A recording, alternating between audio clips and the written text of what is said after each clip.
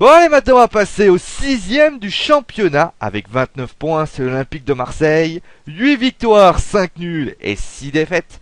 Donc on va commencer avec Marseille qui avait fait un bon début de saison, donc avec une victoire, 3 victoires, 1 nul et une défaite, et un bon début d'août. Et on a vu que Marseille à ce moment-là était leader de ce championnat.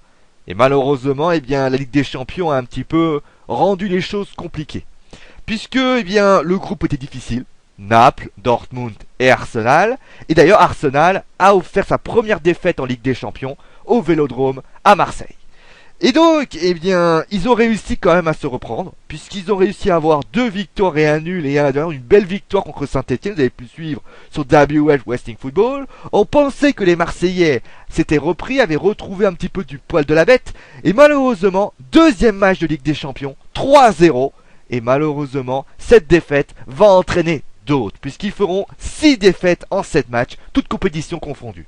La suite, bien sûr, a été très difficile. Alors, ils ont réussi encore à se reprendre avec donc 3 victoires contre Sochaux, Ajaccio et Montpellier. Mais malheureusement, contre Nantes et contre Lille, eh bien, ils perdront les matchs. Et suite à un match contre Nantes, eh bien, Vincent Labrune décide de limoger Libop. Et c'est José Anigo qui prend sa place. Eh bien, cela clôturera d'ailleurs la Ligue des Champions avec donc 0 points, un 0 pointé du côté de Marseille, avec donc une nouvelle défaite contre Dortmund, mais 2 nuls encourageants contre Bordeaux et contre Lyon. Ils se qualifieront également en quart de finale de Coupe de la Ligue. Alors, on va parler très rapidement, bien évidemment, de Elibop, de Marseille. On s'attendait, bien sûr, l'objectif était très clair, c'est de pouvoir franchir un palier, franchir un cap. Et est-ce qu'ils ont réussi à franchir ce cap? Est-ce qu'ils ont réussi à prouver que cette équipe était beaucoup plus forte qu'on le pensait? Il y a eu un recrutement, il y a eu peut-être un nouvel état d'esprit, et peut-être aujourd'hui un nouveau Marseille. Eh bien malheureusement la réponse est non.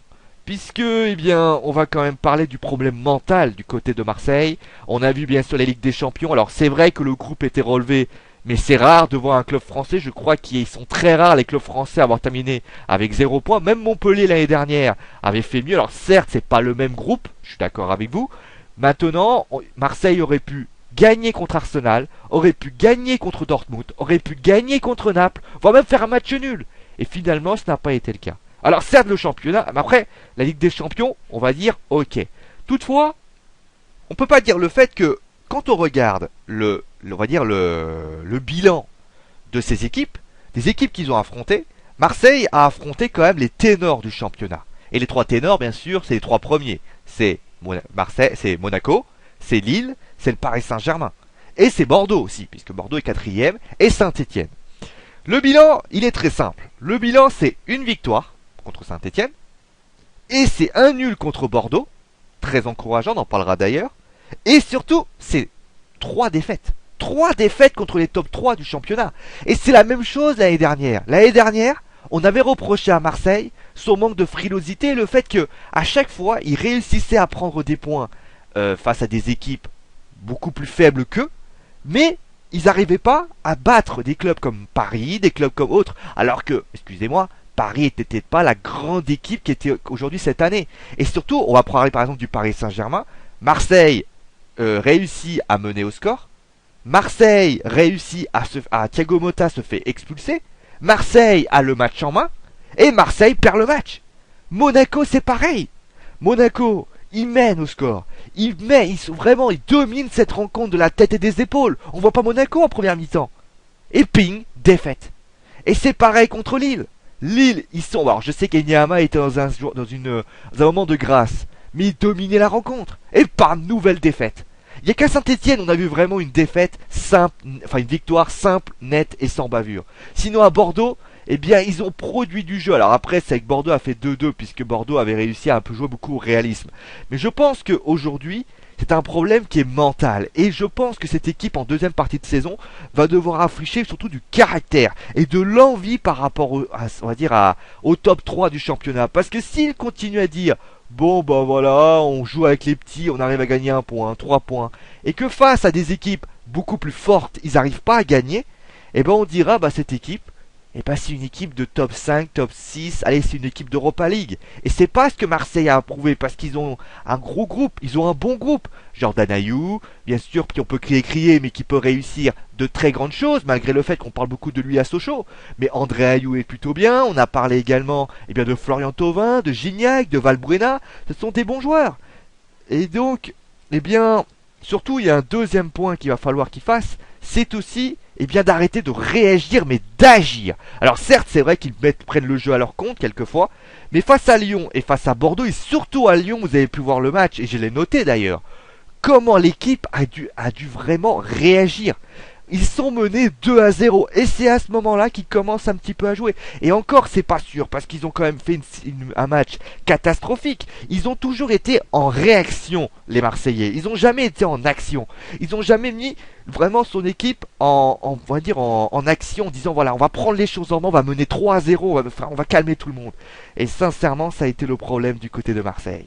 Ensuite, il va falloir aussi que ils soient plus solides à domicile. L'équipe de Marseille a fait 3 victoires, 4 nuls et 2 défaites. 13 points, 53% de victoires, enfin 53% de victoires, de points à domicile. C'est trop insuffisant. C'est pas possible. Il faut être plus solide. Il faut que, sincèrement, que l'équipe, qui est 14e de l'équipe à domicile, il faut être beaucoup plus forte, beaucoup plus, on va dire, imposant. L'année dernière, on pouvait expliquer ça par les travaux au Vélodrome, mais cette année, il n'y a pas d'excuse. Marseille doit être fort à domicile et que le Vélodrome soit littéralement un bastion imprenable. Et voilà justement les bilans. Il va falloir que Marseille rectifie ses 3 points et je pense que là, Marseille peut vraiment espérer une deuxième partie de saison très intéressante. Allez, maintenant on va passer aux joueurs. Donc les joueurs que j'ai désignés du côté de la star, bien évidemment, on peut citer bien sûr Mathieu Valbuena, mais j'ai voulu bien sûr rendre hommage à André-Pierre Gignac, parce que 8 buts, mais c'est quand même quelqu'un qui, quand il a été sur le bord, n'a rien dit.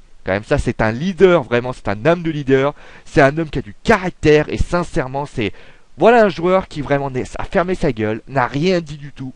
Et aujourd'hui, il est revenu le grand attaquant marseillais. Alors je sais très bien qu'on dit que Gignac, c'est un petit peu la même chose.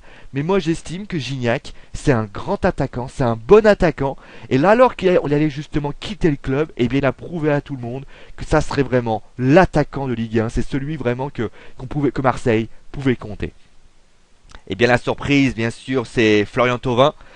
Alors bien évidemment, on va pas parler du début de saison avec ce qui s'est passé à Lille. J'estime que ça, c'est du hors sportif. Et j'estime que ce sont des choses que, bien sûr, on pourra parler en fin de saison. Et par rapport à tout ça. Et donc, c'est vraiment très bien. Il est très remuant, c'est un bon joueur. Il a marqué bien sûr 6 buts. Et vraiment, c'est un joueur très talentueux. Et j'espère sincèrement qu'il va continuer dans cette deuxième partie de saison. Et la déception, c'est Dimitri Payet. 4 buts. 3 buts dans les 2 premières journées, mais c'est vraiment un effondrement, il fait pas de percussion, c'est pas le Dimitri Payet qu'on connaît de Lille, et malheureusement c'est une très grosse déception du côté de Marseille qui avait payé très cher, et je pense que là il va falloir vraiment qu'il réagisse parce que sa place en équipe de France risque d'être très vite être menacée. Allez, maintenant on va passer à la composition de l'équipe type, avec donc bien sûr l'inévitable Mandanda dans les buts, une défense à 4 avec Mendy, Diawara, Nkoulou, Fani. Nous avons ensuite Romao et Cherou. Milieu de terrain offensif avec André Ayew, Valbuena et Florian Thauvin. Et enfin bien sûr André-Pierre Gignac. Bien sûr par rapport à ça. Voilà. J'ai été un petit peu dur du côté de Marseille. C'est pas vraiment des remarques dures, c'est plutôt des constatations. Marseille ne mérite pas pour le moment d'être un ténor du championnat. Tout ce qu'ils peuvent faire pour l'instant est d'être 6ème et c'est leur place aujourd'hui. Mais si Marseille veut faire mieux, il faudra qu'ils tiennent compte de ce que j'ai dit. Voilà. On va s'arrêter là, maintenant on va passer bien sûr au 5ème du championnat, on rentre au top 5. Et vous savez quoi? Qui sont les plus forts évidemment? C'est les Verts.